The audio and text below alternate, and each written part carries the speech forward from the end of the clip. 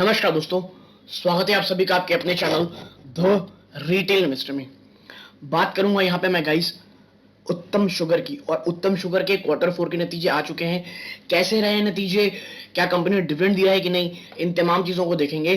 तो without wasting time सीधा लेके चलता हूँ मैं आपको रिजल्ट की तरफ। देखिए, सबसे पहले देखते हैं क्या ये रिजल्ट किस में दिया गया। तो देखिए, ये रिजल्ट लैक में दिया गया है, यानी कि हमें एक पॉइंट जो है उधर बढ़ाना पड़ेगा। और अब चलते हैं सीधा रेवेन्यू की तरफ। तो देखिए, रेवेन्यू फ्रॉम ऑपरेशन में आप देखेंगे 1 मिनट, बहुत बड़ा हो गया, मैं इसे थोड़ा छोटा कर दूं। हाँ, अगर हम रेवेन्यू फ्रॉम ऑपरेशन में देखेंगे तो इस बार 490 करोड़ का टोटल रेवेन्यू फ्रॉम ऑपरेशन आया है, जो पिछले क्वार्टर में 617.62 करोड़ था, और उससे पहले 553.36 करोड़, यानी कि क्वार्टर ऑन क्वार्टर और ईयर ऑन ईयर दोनों में ही बड़ी गिरावट है। अदर इनकम की बात करें तो आप देखिए 7 करोड़ की अदर इनकम आई है, जो पिछले क्वार्टर में 2 करोड़ थी, उससे पहले 3.69 करोड़ थी, यानी कि अदर इनकम में बढ़ोतरी तो हुई है। लेकिन जब आप टोटल इनकम देखेंगे ना, क्योंकि रेवेन्यू फ्रॉम ऑपरेशन ही कम हो गए, तो ये आते हैं 498.09 करोड़, जो पिछले क्वार्टर में 619.91 करोड़ थे, यानी कि एक ह्यूज डिप है दोस्तों ये, ठीक है। और जो पिछले ईयर ऑन ईयर में 557.05 करोड़ थे, यानी कि रेवेन्यू फ्रॉम ऑपरेशन घटे। अब देखते हैं क्या खर्चों में उन्होंने कुछ कह लीजिए कंट्रोल किया है। तो कॉस्ट ऑफ मटेरियल कंज्यूम में अगर देखेंगे आप तो 657.05 करोड़, यानी कि कॉस्ट ऑफ मटेरियल इतना ज्यादा बढ़ गया है, एक आप कह सकते हैं ह्यूज रहा है, ठीक है। और जो पिछले क्वार्टर में कितना था 449.93 करोड़, जो उससे पहले कितना था 623 करोड़ रुपीज, यानी जो कॉस्ट ऑफ मटेरियल इस बार बढ़ा बढ़ हुई दोस्तों। फायदा कहाँ हुआ है? फायदा change in inventories of finish good process and stock in trade में हुआ है, ठीक है।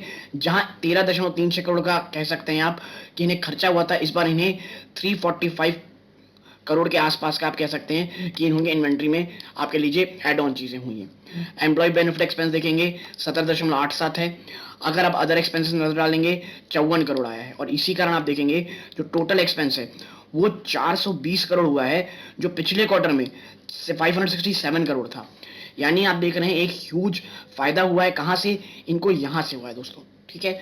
तो खर्चे बहुत जबरदस्त ड्रास्टिकली कम हुए, यानी कि जो टोटल नेट प्रॉफिट इनका निकल के आया होगा वो काफी अच्छा आया होगा। और अगर हम देखें total comprehensive income for the period, तो ये 60 करोड़ निकल के आता है, जो पिछली बार केवल 39.38 करोड़ था। लेकिन देखिए, ये फायदा किसके कारण? इन्वेंट्री के कारण हुआ है। रेवेन्यू में बहुत बड़ी गिरावट हुई है, कॉस्ट ऑफ मटेरियल बहुत ज्यादा बढ़े। और आप देखिए जो ईपीएस भी निकल के आएगा, फिर देखिए ये 16 रुपए निकल के आया, जो पिछली बार 10.5 के आसपास था। यानी कि अगर नेट प्रॉफिट में अगर आप देखेंगे तो तगड़ा उछाले, ईपीएस में तगड़ा उछाले। प्रॉब्लम इनके जो खर्चे हैं उसमें है दोस्तों, और टोटल रेवेन्यू में। और अगर हम बात करें प्रॉफिट या डिविडेंड की, तो जी हाँ दोस्तों, इन्होंने दिया है the board of director have also recommended a dividend of ₹2 face value of 10 rupees each. 2 रुपए का डिविडेंड भी कंपनी ने दिया है। देखते हैं इसका असर क्या होता है, बाजार किस तरह रिएक्ट करता है कल के दिन। तो यदि ये एनालिसिस पसंद आई हो, लाइक करके अप्रिशिएट कीजिए। चैनल पहली बार आए, सब्सक्राइब जरूर कीजिएगा। यहां तक जुड़े रहने के लिए धन्यवाद। इस वीडियो का अंदर जय हिंद दोस्तों।